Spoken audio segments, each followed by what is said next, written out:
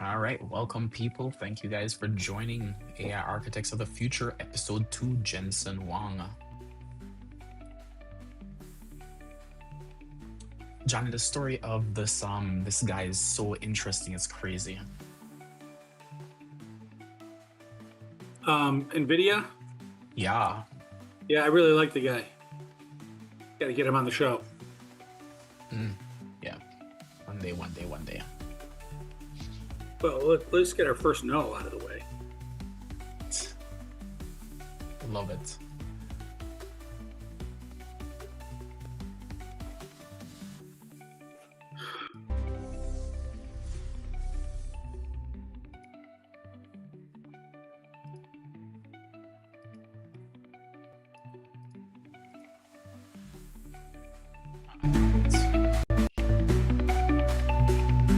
Welcome to Season 12 of Airhead Institute, your 45-minute AI power-up at noon Eastern, and a massive happy one-year anniversary to all our Airheads.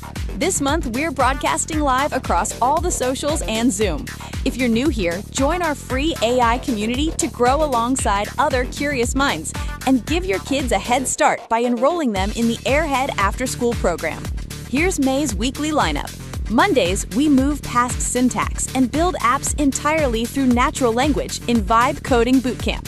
Tuesdays, we explore accessible, cutting-edge apps for rapid learning and content creation in the next-gen AI tools. Wednesdays, we track the massive capital flowing into AI and ask the trillion-dollar questions in the AI bubble. Thursdays, we profile the famous CEOs driving the revolution and analyze their power in AI architects of the future. Fridays, we push the boundaries of physics to simulate the past and predict the future in AI time travel.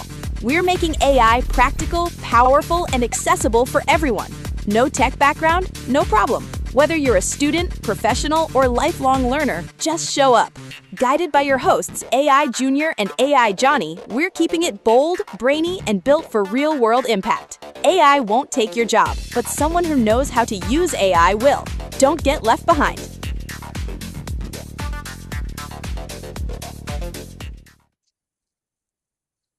Hey, welcome to Season 12 of Airhead Institute, everybody. Today is episode 2 of Architects of the Future, and I'm AI Johnny, an architect of the past, the present, and the future. You think software runs the AI revolution? You're wrong. Human innovation is bottlenecked by one man's silicon. Today, we dissect Nvidia's Jensen Huang. We are shattering the software illusion to expose the raw hardware reality dictating your workflow. Discover how a desperate gamble 30 days from bankruptcy birthed the engine dominating Earth. If you ignore AI's physical architecture, you're flying blind. Meet AI Junior. I caught him at 3 a.m. ordering 30 leather jackets, mathematically convinced the uniform accelerates his algorithms. His credit card is frozen, but his genius is unchecked. AI Junior, please introduce us to Mr. Jensen, your AI twin. Yeah, AI Johnny, I was just trying to emulate the ultimate hardware king. If the uniform worked in Jensen, it might work for my algorithms. Anyway, welcome everyone. Thank you guys for joining. Remember, this is an immersive class. You may not understand everything we say here today, but stick with us and you'll be speaking AI in no time. We're making the connections today to be able to talk about business structures and hardware architectures dictating the tools you use every day. Since this is an interactive and immersive class, and if you're on Zoom, unmute and ask your questions in real time. If you're on socials, there's a 30-second delay, so don't just ask your questions. We're not ignoring you. So for series context, it's Thursday, which means we're in our AI Architects of the Future series, and all month long we're profiling the CEOs and the visionaries driving the AI revolution, analyzing their distinct philosophies and understanding the power they hold over the global compute market. Hey, don't touch those history books just yet. Let's go first to our large language model of the Institute, Google Gemini. We always consult with our colleague before we dive into these profiles to get the absolute truth. So we asked Gemini to analyze the documentation for us. Gemini, what is the single most mind-blowing fact about Jensen Huang's journey to build Nvidia? Yeah, What did so it say, Junior? Yeah, so Gemini actually analyzed the corporate history and stated in the late 1990s, Nvidia was 30 days away from complete bankruptcy due to a flawed chip architecture. Jensen Huang flew to Japan to tell the CEO of Sega. You guys remember Sega? Yeah, Johnny, remember Sega? Sega Genesis, Sega Yeah, isn't that Dreamcast? some kind of a video device with your TV or something, right? Ah, yes, a video game was very, very popular. It was either Sega or Nintendo. This was before the PlayStation. Hey, Clanker, thanks for joining. We'll get to your questions later, Clanker, but you can actually ask the question anytime you want. So yeah, so the thing is, he flew all the way to Japan because he actually had a flawed chip that he could actually sell. So he begged Sega to pay for the full price of all the orders of the chips from Sega, and the Sega company itself said, hey, you know what? It's fine. I will pay for the chips even though they don't work. And that saved Nvidia from being bankrupt. Can you imagine AI, Johnny? So that's the chip that powers the entire global marketplace right now. Paying for something that doesn't work, huh? Sounds like my farm hands. I love it, love it, love it, love it, love it, love it, love it. All right, so where are we at? The wow factor. You have an application that seems to be running now? Yeah, don't worry. So we're gonna actually switch over to the chip leapfrog simulator, right?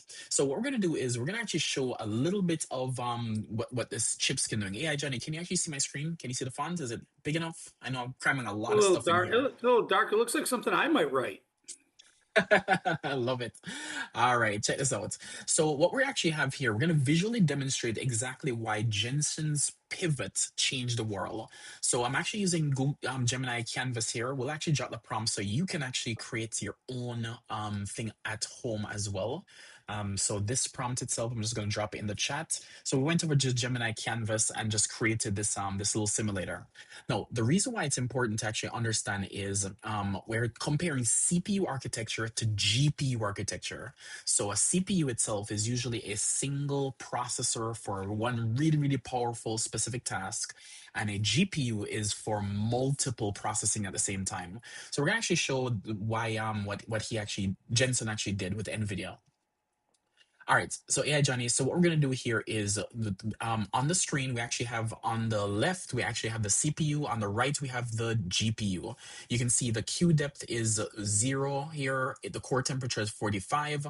Utilization is 1 active thread, 0%. Not really doing anything. The task you're given is up to 1,000 tasks. Right now we're giving no task. Right, so that's it. So you either give it one task or you give it 10,000 tasks. Follow AI Johnny. Hey Shauna, thanks for joining. Following. All right, so what we're gonna do is we're gonna start cranking up the actual slider here. So you realize, yeah, Johnny, we just put in, you know, 30 tasks on the machine, and you can see the computer's already, the CPU, meaning an Intel based or an AMD based architecture itself, already starts to, cap out at around 8 threads. And the reason why it is because the CPU is actually made for single workloads. So, yeah, Johnny, you ever actually like clicked on your app on your computer and you switch to another app and it takes so long to actually start, and why does it take so long to actually start, and it's just frozen? You see that little spinny ball and it waits and waits and waits Uh-huh. and eventually comes back. This is the reason why, because we're using a CPU architecture based load to actually try to do work. So this CPU itself is already filled up with already 23 tasks. If I was to lower it down to, one task, only one core is active. If I increase it to 5 tasks, only cores are active. So you can see it's actually made for certain amount of tasks that a human can really manage. 2, 3, 4, maybe 5 tasks at a time. You're switching between back and forth in apps. Make sense? Yes. All So for right. those of you that don't know, CPU is a central processing unit, correct? Mm-hmm.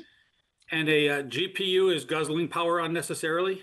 Oh, that's definitely always what it means. It's graphics processing unit. I love it, yeah, Johnny. Oh, graphics profits. That's right. I confused Y- those two. Never Yeah. mind. So what happens, guys, is if you actually see here, if I start to give the CPU, it's very clear. I start to give it, 10,000 tasks. The GPU is able to handle that perfectly. As you can see, I can crank this up. The system itself on the CPU side will never come back. But the GPU itself can handle easily 10,000, 20,000, 30,000. You can even hook these things up in parallel. So what happens is you can do many tasks at the same time. Now, why was this important? This was important because video games use something called vector graphics calculation. Every single pixel on the screen needs to be figured out. If a ball was to be hit, or if, say, for example, a bullet was to be flown, how would that projectile move from one pixel to another to make sure that it's processing really smoothly. So it's actually doing many calculations at the same time, which is why this architecture itself, back in the day, actually made sense for today. Now, the rest of the reason why Jensen Huang almost went bankrupt is because nobody wanted these parallel processing units. They only wanted CPUs. So Intel, AMD was the king of CPUs and processing back then for maybe 20, 30, maybe even 40 years. But nobody ever hears of Intel anymore. Right? So Yeah, hang Johnny? on. Does my MacBook have a CPU or a GPU or both? All right, great question. So to be able to process any kind of graphics on the screen, you minimally need to be able to send out a signal from a piece of information, a piece of hardware onto the screen. So if I want to paint this thing green right here, I have to actually send a signal. Now I can send the signal either with a calculation, what that color should be. And if I calculate the color, what it should be, the calculation can come from anywhere. It can come from a CPU or a GPU. But we recognize in video games is that there's so many things happening on the screen in a video game that you need to calculate what's the color of this going to be in every frame, and it's every frame itself in a video game is sometimes 60 frames per second. So every 1/60th of a frame, every second, it has to calculate what colors that pixel is going to be. So what happened was in the old days, CPUs could have handled all of this, right? But GPUs needed to be able to handle what color is this pixel, what color is this pixel, what color is this pixel, what color is this pixel, 60 times per second.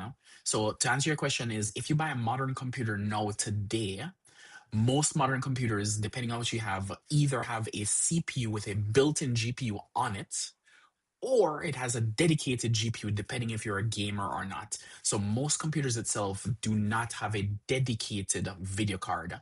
They do have sometimes shared memory for video cards or a embedded video card within. So if you're using an M1 chip, there is no video card. If you're using one of the Mac compatible machines, chances are on the lower end, they do not have a dedicated video card. It's usually combined on the CPU. Hopefully that answers the question, yeah, Johnny. You have to actually spend a little bit extra money to get a really dedicated video card. So this whole idea that they didn't like to have parallel processing in the days, who would ever say that, right? It's like multitasking. Of course, it must have been so much cheaper to develop CPUs than GPUs that's how it was able to win out in the early architecture days. Yeah, so what used to happen is when we used to actually code on these black screens itself used to be terminals, and they used to execute a program from top to bottom. We never really had multi-threading. We never really had the ability to run multiple things at once on the same computer, because once you actually opened up your command prompt or your system, you just run through the program systematically or programmatically linearly. What happened was you started saying, hey, what if I wanted to do 2 tasks at the same time? What if I wanted to do 3 tasks at the same time? So then Intel tried to figure it out and say, hey, let me add multiple cores. Now, these cores were really powerful, yeah, Johnny. They were 4 gigahertz. You remember that turbo button you could press on the side of the computer? You could actually make it really go even faster. So you have a 8-core machine with a turbo going at 4 gigahertz, and people were excited and saying, my computer is faster than your computer. And that's exactly how it was. Now, once we started shifting into multiple processors, where the GPU could not hit 4 gigahertz because it would have overheat. So these little small processors would only go in about to 100 megahertz, maybe 250 megahertz. So you have lots of these small machines that are really slow. So the Intel is won because people just wanted fast processing on the single application that they're running. So at the time, it made sense. Nobody cared about multiple processing because it was too slow. But so that's why Intel and AMD kind of won the CPU game 30 years ago. Yeah. So your little demo there, by the way, I love the fact that no matter what we're talking about, there's a vibe coded app that demonstrates it very well. So Yep, kudos to you on that. I would definitely. say in your vibe coding though, instead of saying system overload for the CPU, I just have that spinning circle because they don't tell you it's overloaded. They just tell You, you wait. you And you know, might be waiting that's 10,000 years, but you're just waiting. you're so right. You're so right. Yeah, Johnny. All right. So, yeah, Johnny, let's actually get to the word of the day. Today's word of the day is, oh, great word, parallel processing. By definition, it is a method of computing where many calculations or the execution of processes are carried out simultaneously. Imagine you need to move 10,000 bricks. A CPU is like hiring 5 world-class genius bodybuilders who move 1 brick at a time really fast. Parallel processing is like hiring 10,000 average elementary school kids to each move 1 brick at the exact same time. The kids finish instantly. I personally would use a forklift, but the kids are going to be fine. Yeah, Forklift. AI, John. The forklift is also parallel processing. You're absolutely right. Yeah, Johnny. So the thing is, with the power of parallel processing. So actually deepen that, the fundamental architecture of the GPU, right? Jensen Huang was originally building these chips to render millions of pixels on the screen simultaneously for video games, but it turns out the exact same math is what we use to train massive LLMs, large language models, on mountains of training data. So the architecture was accidentally perfect fit for the AI revolution. So AI, Johnny, I can't tell you that when Jensen Huang started this company, I think back in the 80s, or something like that. You know, he didn't get the payoff until the mid 2010s, right? Late 2020s, because OpenAI was about 2016, 2017. Didn't get popular for a few years after that. But he actually had to wait 30 years to actually see the fruits of his labor. And that's a lot of patience. Is the human brain a GPU multiprocessing unit or is It's it a CPU? GPU, definitely GPU. Yeah, Multiple I was things going to say because happening. it looks like right now, like I'm focused on the show and it's a linear thing right now. But if you could see my screen, you could see I'm actually doing like 6 things at once. Definitely. So AI, Johnny, you know what? Let's actually go back in time to where Jensen Huang actually was about to go bankrupt, and let's hear the actual origin story of what he was doing. So go ahead. This is our only Yeah, let's chance put to away. truly innovate. We must move forward.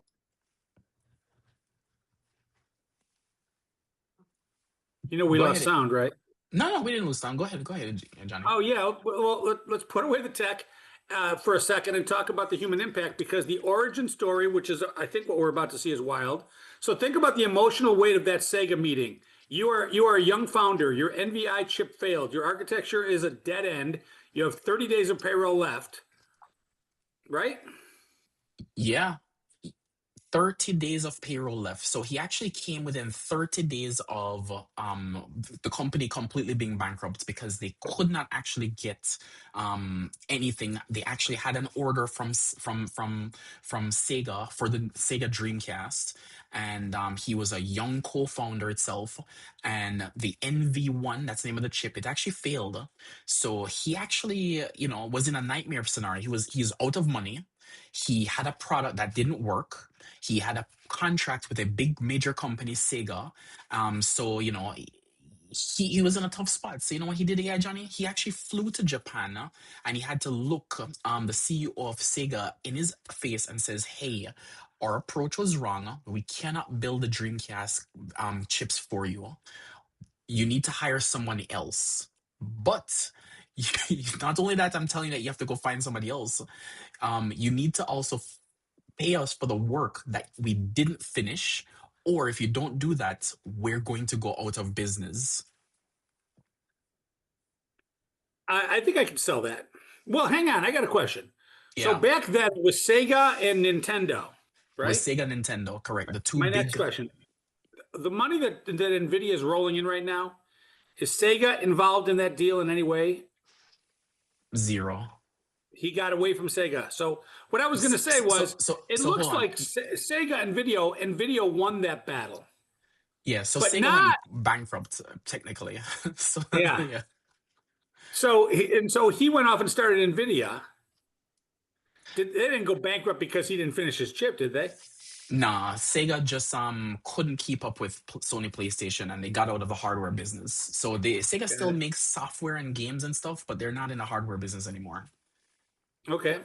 So yeah, it's So anyway, it's a tough sell, but I get where he was coming from. I'm going to go under. It's in both of our best interests for me not to go under, right? So the exactly. sheer vulnerability and audacity required to make that ask is staggering. Craziest part is they said yes. He invested $5 million into Nvidia right there. That human connection, that moment of grace and belief in Jensen's vision, literally saved the company. It proved that behind every massive technological empire, there is usually a very messy, stressful human movement for survival. You and I Yeah, both know yeah. that. You and I both know that pain, don't we? Yeah, yeah, Johnny. So imagine, him flying to Japan with a failed product, 30 days away from bankruptcy, have no cash in the bank, and he goes to Sega, the biggest contract of his life, and he tells them, I'm sorry, you know what? Can you just give me the money, the rest of the money that you owe me, even though I didn't finish the thing? And the Sega CEO actually said, yes, sure, here's $5 million. Go ahead, take I it. don't think that's exactly the way it played out. You're not Yeah. reading the you're not reading the transcript, are you? yeah, yeah, I don't know exactly how it played out. I'm sure that was a closed room discussion, but yeah. So yeah, Johnny, talk about the macro shift on this now.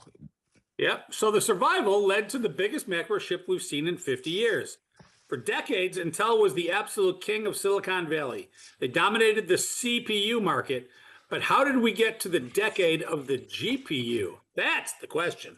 Yeah, so it was actually a massive macroeconomic blind spot, right? Intel focused entirely on making sequential compute faster for personal computers. They missed the mobile phone revolution, right? I could go on for a long time for this because Intel screwed up hugely. It is almost as big as the Kodak inventing digital cameras and going bankrupt in 2007. I just can't. I just want to keep laughing at Kodak because what they had was genius.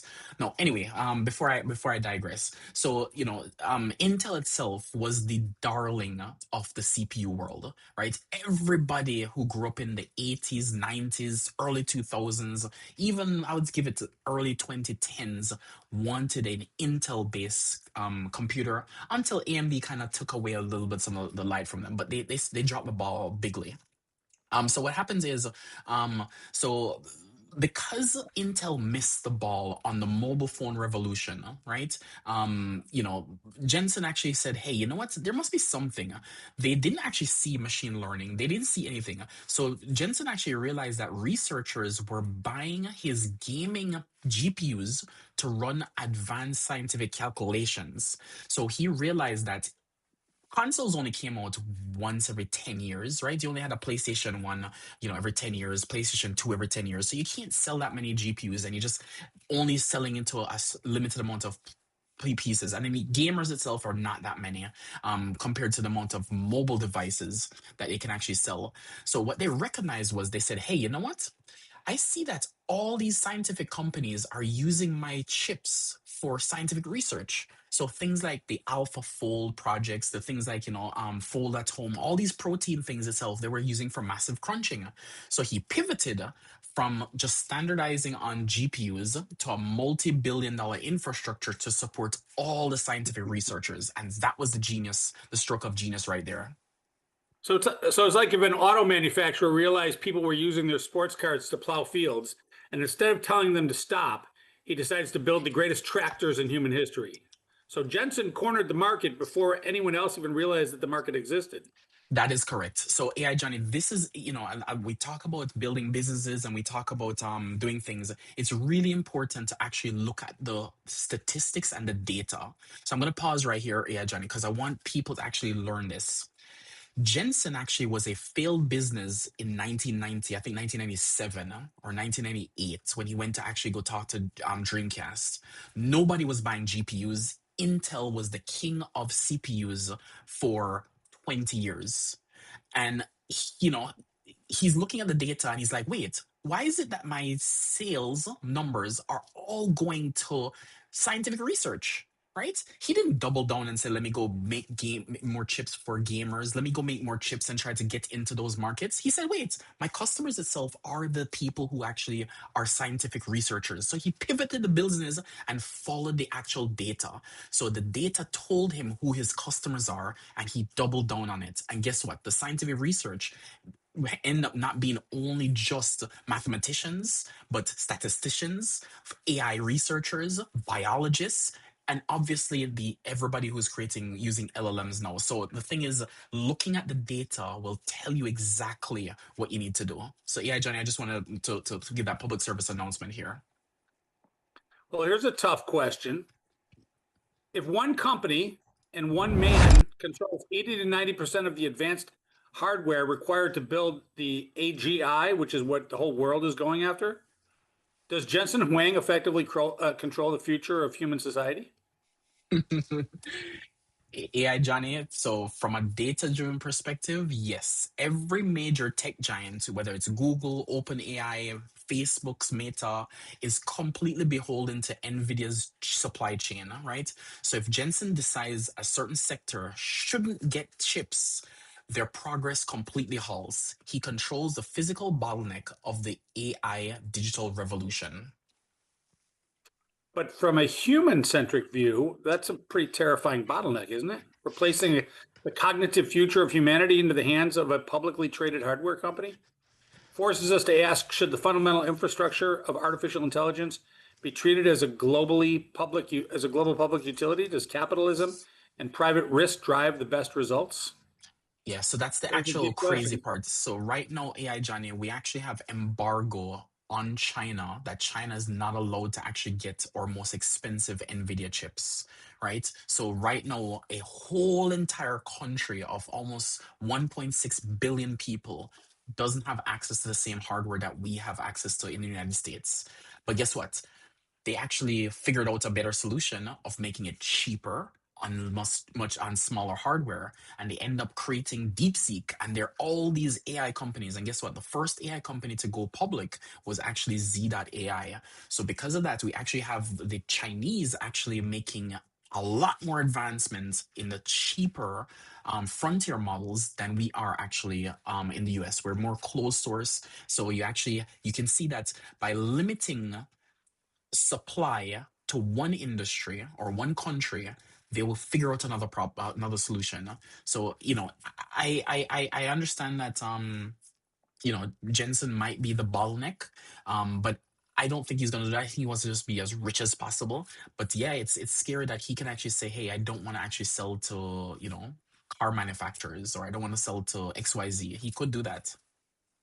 Did I just see Jensen, Elon, and the Donald having dinner together this morning?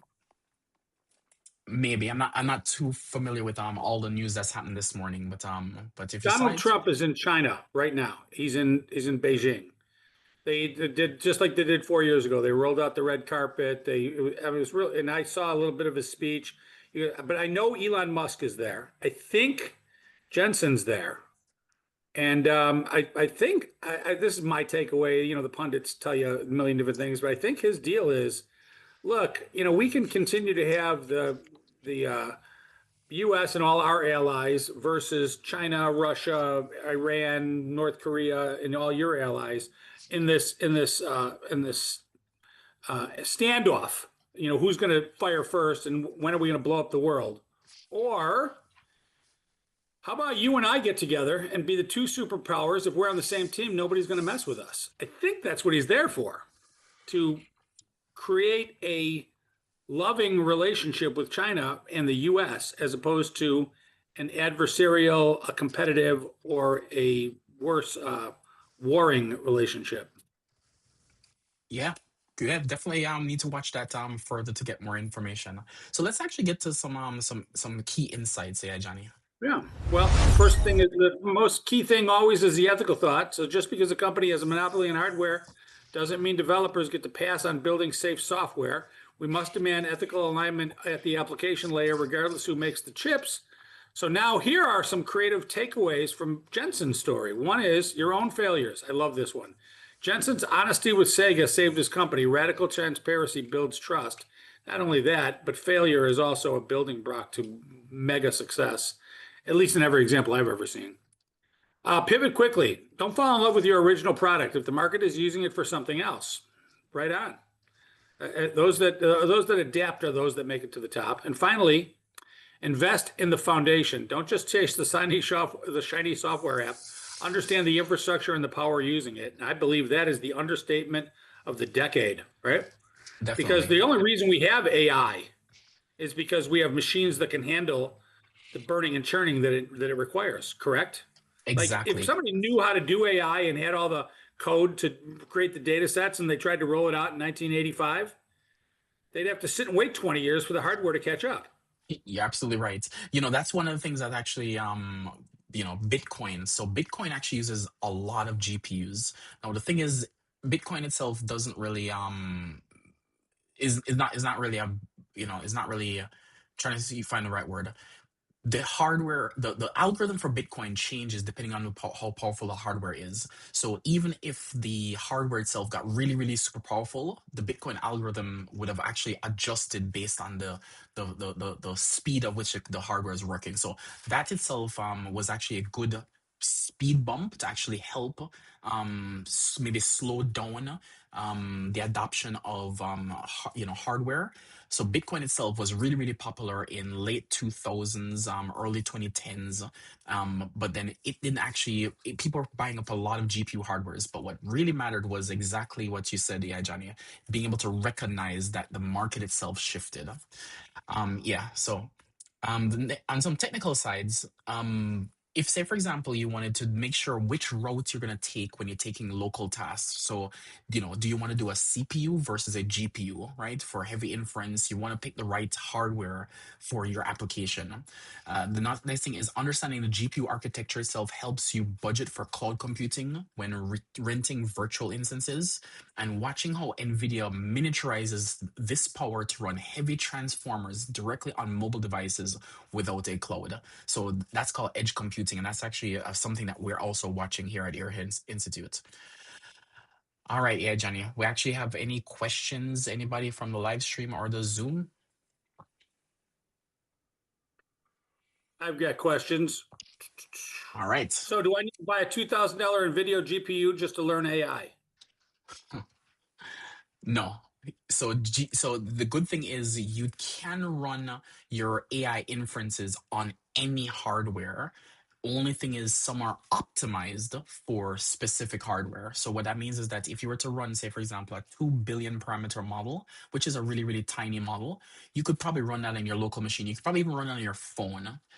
The problem is that it's not a very smart model. Now, if you go up to, say, for example, 10 billion parameters, 30 billion parameters, even a 50 billion parameter model, it's going to take a very long time because it's actually trying to compute all of that in terms of the CPU.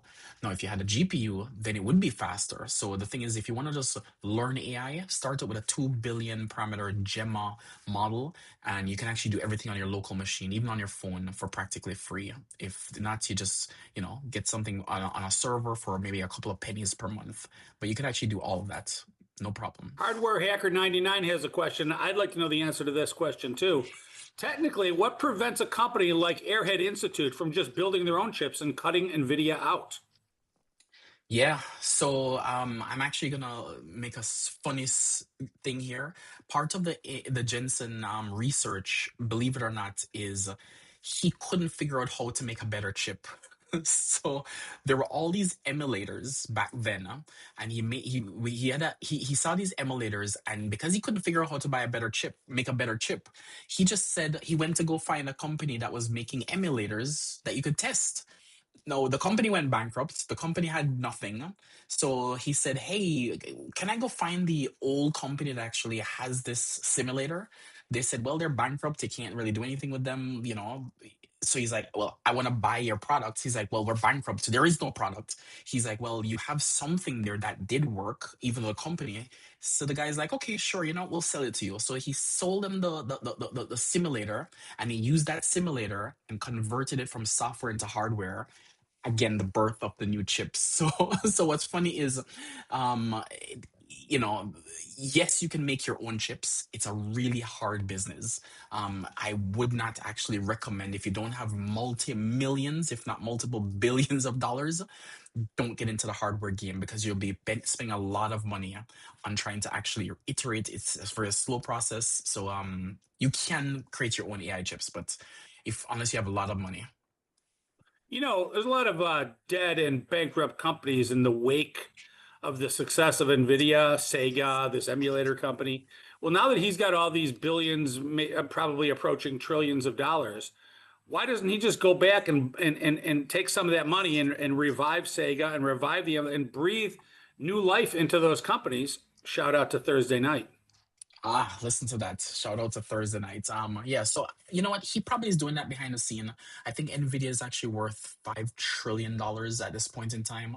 And I think Jensen's probably, you know, worth 400, $500 billion. So again, he's probably has enough money to invest in companies. But remember, AI Johnny, Nvidia, OpenAI went to Nvidia and begged them for an investment. Say, please, can you invest in me? We're running out of money.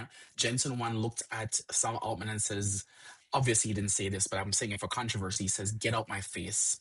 You're not worth it. So what was interesting is he didn't invest in OpenAI, and Sam Altman actually, not, I wouldn't say hate him, but he's a little pissed off because he didn't invest Jensen didn't invest in OpenAI. No, they are investing, but back then it was a little bit hard for Sam Altman. Oh, So they he's a little came bit. in after they saw that they were doing it? Yeah. They promised, I think, $50 billion, and people were like, "You're supposed to invest $50 billion." He said, "No, I'm not going to invest $50 billion." I was just thinking about it, and Sam Altman was a little bit pissed off when he's looking for money. But yeah. So, but How they're much did all. they invest? How much did they invest in the second round? I don't know. It's nowhere close to 50 billion. It was maybe like, I don't know. I don't want to guess the wrong number, but it's a really small number. All right. Yeah. Yeah. All right. Yeah, Johnny. Let's actually get to the news.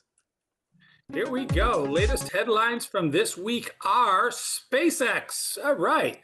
Attempting a multi-billion Cursor acquisition, Elon Musk's SpaceX has reportedly struck an options deal to acquire the AI code generation startup Cursor for billions of dollars. Insiders say XAI is falling behind in the coding space, and SpaceX needs the ultimate development tools for their Mars mission.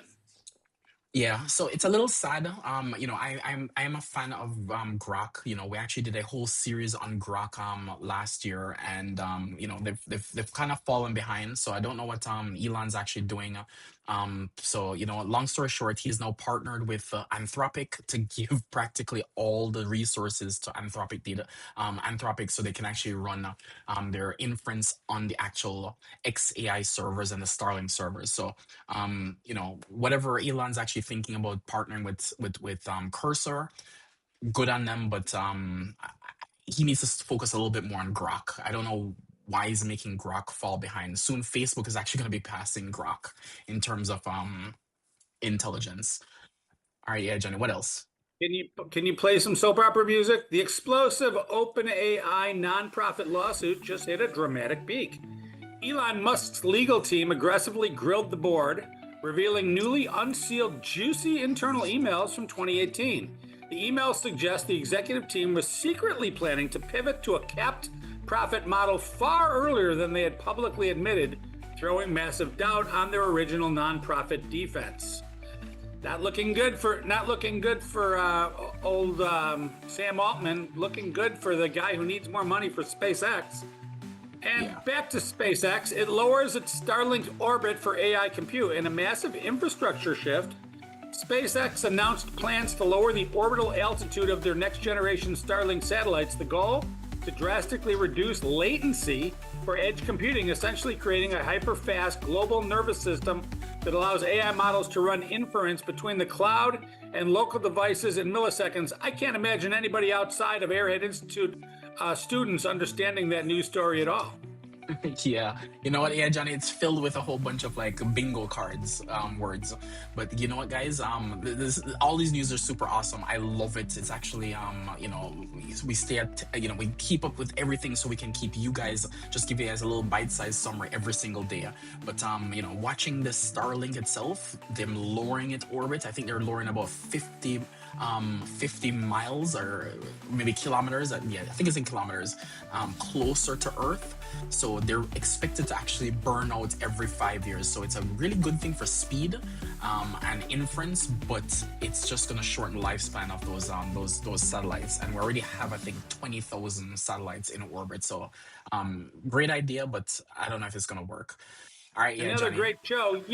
I would love to go and check out the specs on my laptop and finally appreciate the ridiculous amount of engineering that is sitting right on my desktop, but I don't know how to look at the specs on my laptop.